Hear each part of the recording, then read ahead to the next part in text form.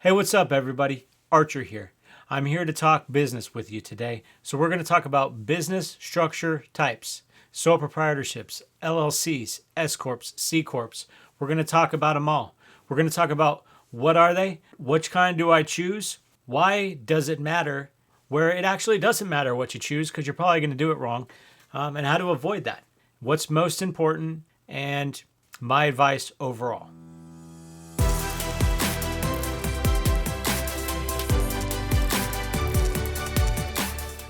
Before we start off, I need to make one thing or two things clear. One, I'm not a lawyer. I'm not a CPA.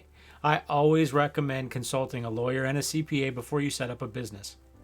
I can't give legal advice, financial advice, or tax advice, but I can share with you my experiences. I've been a business owner for over 18 years. I've had a sole proprietorship and an LLC today.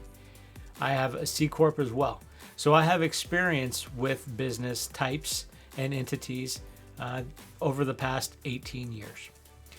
That's what gives me the authority to give you my opinion. Anything beyond that, I would always tell you to go look at a lawyer, at a CPA.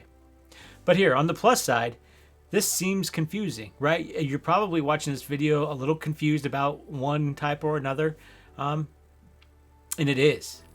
And it gets more confusing. And it gets more confusing when you start to look into the different states. Every state has its different rules and regulations and taxes and blah, blah, blah. It's confusing. That's why we have lawyers. That's why we have CPAs. Use them. They'll help you out. We're going to talk about the types of business structures, what you're going to need to know about each type, why it doesn't matter which kind you choose if you do it wrong, what's best for you, and more. So let's dig in. To start off the entire conversation, I want to make one thing very muddy. A business is two types of entities. It's a tax entity and it's a legal entity. Depending on if you're talking about the federal, state, or local, they care about your business in different ways. So we're going to try to differentiate the two when we talk about them, but understand that, for example, in the eyes of the federal government, they care about the tax entity portion of your business. The state does as well, local as well. But also, if you start looking at legalities or from the bank side, they're going to look at the legal entity side. How is it structured? Not necessarily how are you paying taxes on the income or the revenue. So you have two entities, a tax entity and a legal entity. First business I started, sole proprietorship. I started that very simple. Went down to the local municipal building. I said, hey, I want to start a sole proprietorship. I'm running a business. Here's the name. What forms do I need? I think $50 later, I walked out of there and I had just about everything I needed to have a business. And then I went on the federal website and I registered online, got an EIN, right? A employer identification number. A tax identification number is another thing. A TIN, EIN, interchangeable, mean the same thing. Basically, federal government gives you a tax ID. So now you're looked at a little bit different. As a sole proprietor, every penny that you make from that business is passed through to you. Sole proprietor, you are the person. There's not another person involved in this. If you make $1,000 this year on your business, then that $1,000 is income to you, and it gets taxed by the government as income. Same thing on the LLC, same thing on the S-Corp. Those are all pass-through entities, but remember that. No matter if you decide to have a company and pay yourself, if it's all passing through, it doesn't matter if you paid yourself or you just took the profits that year, you're going to get taxed on it just like basic income. Now, when you have a business, a sole proprietorship, an LLC or an S-Corp, there's business expenses which you can write off, right? So your tax burden is oftentimes less, which is a huge advantage of doing this. So sole proprietorship, very basic. Let's talk about an LLC. An LLC is a limited liability company. And what that means is you can't be financially responsible for more than your investment into the business, in theory. So let me give you an example. You start the business, you put some money into the business, you start it, it's $20,000 investment to get your business up and going. Maybe you created a product and you're selling a product, somebody buys your product, blows up in their face, they sue you. The lawsuit comes down, they're going to sue your company, right? It's a limited liability company. You put $20,000 in this business to get it going, they can go after your business and any asset the business owns. And then they can't exceed that $20,000 unless, of course, the business is making $1 million, right? $1 million of profit every year, then they're going to go after it all. But it's limited to your exposure is limited to your investment. So let's put it that way. So personally, they can't come after my house. You're not going to take my car, but they can come after as much as I invested in that, plus whatever assets the business owns. Pretty straightforward, right? But this is where it gets muddy again. You have to prove that your LLC is really a separate entity of yourself from yourself. So what I mean by that is if I'm a lawyer and I know that Jason Archer, me, I have Archer LLC. I created a product, that product blew up in my client's face. They're going to come after a lawsuit and I'm going to do my best to show and prove that there's really no difference between Jason Archer and Archer LLC. They're the same thing. And I'm going to show it to you. How do you protect against that? Probably ask a lawyer, right? That'd be step one. But let's see. You have to have a clear and differentiating factors between you and the business. You need to have a business bank account, right? You have your personal bank account. You have a business bank account. It can't be one and the same. When you have vendors set up. So for example, say you have your own personal Amazon account. Well, if you want to buy product for your business, open up an Amazon account for your business under your business name. All your vendors that way, treat it all the same. An example, you're going to decide to go, say you're a contractor and need a new tool. So you're going to run out to the local hardware spot. You go there, you grab the tool, you go to the register, and you forgot your business credit card at the house, and you just got your own personal one. Well, what you're going to do is you're going to put the tool down, you're going to leave, and you come back when you have your business credit card. Because what you're not going to do is you're not going to go and buy that on your personal credit card, have a receipt, turn it over, say it was an expense, blah, blah, blah. Right now, we just blurred the lines. Can't do that. We need to be very clear and concise that there's two different entities. That's how you have to protect yourself. You're going to register with the SBA. You're going to get a DUNS number. You're going to do all these different things. But your practice will be keeping the two, yourself and your business, separate. And that's the best that you can do, to use the limited liability company. That's where most people are going to screw up. The reality is, I would say 80% of the people with an LLC screw up like that. They intermingle funds, their personal vehicle, blah, blah, blah, business vehicle. They're just doing whatever, right? They're not thinking about that stuff. But the majority of them are never going to have to lean back on it. They're never going to do anything to get themselves in a spot where they have to use the limited liability protection. So that's fortunate for them. But what's unfortunate is if you don't do it the right way and you do get exposed to some liability, you have to protect yourself, and that's how you have to do it. You can have single member LLCs, and they're treated just like a sole proprietor from the federal side. Your business has $1 million of revenue, $300,000 of profit this year. When you go to file your taxes as an LLC or a sole proprietor, single member LLC, you're going to pay income tax on that $300,000. I mean, you could have said, hey, I paid myself $100,000 and I made $200,000 of profit. It doesn't matter. It's all the same, right? All that money flows directly through to the primary, to the member. Now, if you have multi-member LLC, then, some of that, whatever you paid yourself through the company is taxed as income, and then you split based off of your partnership. It's taxed as a partnership. But at the end of the day, everybody gets all of the revenue, all of the profit rather, and all of the income paid to the employees are taxed exactly the same. Again, they're a pass-through entity, At that level, at that financial level, you can't differentiate the person from the business. And so that's where I think a lot of the exposure comes in. The S-Corp, same thing. It's very similar to the LLC. It's functionally pretty much the same thing. You can pay yourself salary, you receive dividends. It's a corporation setup, but it's not fully. And what is fully a corporation is a C-Corp, which was made and called a C-Corp because the S-Corp came along, right? C-Corp is a corporation. That's the traditional business. That's what you probably, if you're working a 9 to 5, you're probably working for a corporation. At least if, Fortune 500 companies, they're corporations. So what makes a C-Corp even meaningful to have a discussion about when we're just starting off, right? When we're just looking at it. Well, that clear differentiation between the person and the business, crystal clear with a C-Corp.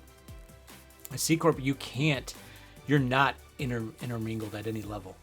And I would certainly hope that you wouldn't kind of reach your hands into the pot like that. But you got to think of a C-Corp it's an entirely different entity. Registering it with the state and federal, the local municipality, it's very similar. Now, there's a lot more involved in setting up a C-Corp. To the fact where I set up my LLC, my sole proprietorship, probably cost me $50. I've had that in New Jersey and in Maryland and in Connecticut. In all of those cases, it's probably cost me under $200 to set up these organizations, get them all legally sound. It's taken me a day on the computer. But going into the C-Corp world, nope, not a chance. It's not that easy. So you still got to spend the day on the computer at least, but you're probably going to pay a company to do this, to set this up for you. Get your articles of incorporation, all that good stuff. To the point where I'm not even going to talk to you about all the steps you have to take to do a C-Corp because I paid somebody and it cost me about $3,500 just to get the C-Corp set up. Way more than with my LLC, of course. But that is an entirely different entity. It is truly its own thing. So if I were to pay myself from the business, then that business has to pay taxes on wages, right? So your personal, say you work a 9 to 5 and you work for Amazon. Amazon is going to pay you a salary and they're going to pay some taxes on your salary. So that's one taxation. Then whatever money that Amazon makes that year is going to get taxed at a corporate level. So it's the corporate taxes. So now they've been taxed twice. That's where this double taxation comes in, if you've heard that from a corporation. Not only that, so let's use my example. I'm the only member of a corporation. When I pay myself, my company is going to pay taxes. I'm going to pay taxes because it's just regular income coming to me. And then any profits are going to get taxed as well on that business every year at a corporate tax rate. So that's pretty rough, right? That's enough to turn probably 85% of the people off from this. But what are the advantages? Why would you even do this? Well, simply, there's a lot more ways to capitalize your business. If you already have all the money that you need to start your business, then this C-Corp doesn't make sense for this purpose, right? If you're looking to capitalize through friends and family, well, you don't need a C-Corp to do that. You don't need a C-Corp to get a small business loan if you honestly that's the way you're going to go. But you have to understand that if you don't have a C-Corp, the bank is going to look at your S-Corp, your LLC, your sole proprietorship, just like they would look at you. You're going to be on those documents. They're going to look at your credit history. You're going to be the person that is backing up that loan because it's a transfer. It flows right through. It's a pass through financially, which we already discussed. If you're looking to capitalize with removing yourself and just having the company represent, maybe you have an awesome business plan and it looks really, really good and you're going to forecast out X amount of revenue per year, and here's your 5-year plan, and here's my business plan, and go into the bank, and they're going to come at you and say, hey, who's going to guarantee this, right? They're going to ask that, and you'd be like, the business is. The business is going to guarantee it. Here's the business plan. They're not going to pull your credit. They're not going to look at you as an individual because it doesn't matter to them. They're not giving a loan out to you. They're giving a loan out to the business. Even if you are the sole member of that business with 100% ownership. The capitalization is there. Also, the things that you can do with a corporation is it's a lot more in depth, right? You can start a 401k with a C-Corp, but you can't do that with an LLC or a sole proprietorship. It's just not allowed, right? And then you can play the tax benefits off of that. You have your own company stock. If you have employees and they're paying into the 401k and part of that 401k is your company stock, then they're basically helping fund the company and helping grow the company. So there's a lot more things you can do with a C-Corp than you're ever going to be able to do from a standpoint of an LLC. And the other thing is the legal exposure is not there, right? If I'm 100% owner, my loss, if I get a lawsuit on the business, is the business going out of business. My loss is not my personal vehicle. My loss is not my house. My loss is not anything that I own, personal property, because it's totally separate. So it is a true separation between an individual and the business, and that's important to understand. It's also important to understand that a C-Corp has a lot more stuff involved into it, and you're going to have positions within it. You can have a board if you have multi-members. It can be challenging, but it's just like anything else. Learn it, live it, and do it successfully, right? You're here for a reason. So this is a lot of the reason I say talk to a lawyer, talk to a CPA about your individual goals and your individual circumstances. That's going to make the decision a little bit different. Overall, I think it's awesome if you're watching this video because you're really interested in starting a business. Congratulations on that. Like that feels great. Just keep yourself a little bit grounded here. Don't fall for all the boneheaded things out there. If you're going to start, here's my suggestion. Again, this is my suggestion. If you're going to start an LLC, don't go pay a company $1,500 to get you a binder with some notes in there and a seal and some letterhead, and they're gonna register your business in Delaware because there's no corporate taxes, which is the dumbest thing ever because you're not a corporation. But it's the dumbest thing ever because you don't want to take on additional noise in your business. If you live in the state that you're going to operate in, then that's where you register your business. Don't do crazy stuff. Try to stay away from those companies that are going to cost you a lot of money to get set up if you're setting up an LLC or a sole proprietor or an S-Corp. It may cost you some extra money. I've never set up an S-Corp, probably never will. But I have an LLC, and I will tell you that it will take a few hours of your time, a couple $100 probably, depending on your state and your municipality, to set these things up. Hopefully that helped you guys out. Just remember, be smart. Keep your business differentiated from your personal being. Sole proprietorship doesn't matter. An LLC, if you want to use that limited liability protection, keep it separate. 100%. Separate. And understand, you cannot really truly keep an S-Corp, an LLC, or a sole proprietor separate because the money is a pass-through and it shows up as income. So hopefully that helped you out a little bit. This has been Archer with some business information. If you like this content, like, subscribe, leave me a comment below. Let me know what you think. And hey, remember, I'm not a lawyer. I'm not a CPA. Just a guy that's been doing this for a little bit. Appreciate you. Take care.